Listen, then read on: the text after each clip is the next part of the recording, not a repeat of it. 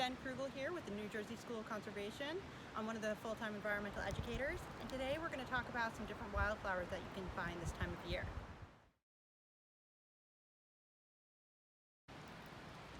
This flower here is called rue anemone, and the way that we know it, it actually can be distinguished between that and another flower that looks very similar to it, which is spring beauty, that also grows this time of year. But one way you can know the difference is by looking very closely at the leaves of the plant. The leaves, I feel, look almost like a little frog's foot or a kangaroo's foot. So I think kangaroo, rue, anemone, and that's how I remember it. So this plant right here is called Spring Beauty. If you get a nice close-up look at it, it has lines that go down to the stamen and the pistil, right down below where all that nectar is. And that's kind of like a runway for bees and other pollinators, so they know where to go to get the good stuff. This pretty flower here is called Hepatica. And you can tell, especially based on the leaves here. So the leaves will persist throughout the winter time, so you could even find them then. And the flower, although it seems really dainty, it actually can push its way up through all the leaves and snow, even when it's on the ground. It's one of the first flowers to come up in springtime. This flower here is called trout lily.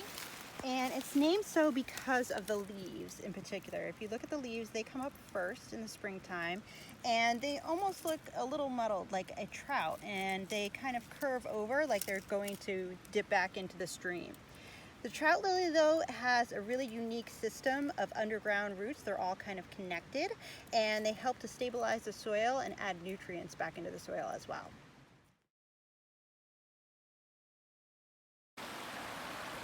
This pretty white flower here is called bloodroot, and it has some really interesting leaves that persist long after the flower is done. And there can be quite a few of them in a particular area, but you don't want to pick them, simply because if you do pick them, and I'm just going to pick this one just to show you as an example, but it actually secretes some orangish reddish juices that can very easily stain your skin and clothes. So it's best to admire them from a distance. But they're a really pretty flower if you come across them, and you can find them scattered throughout a deciduous forest. This inconspicuous plant is called wild ginger. It has a very low-growing flower that is dark in color.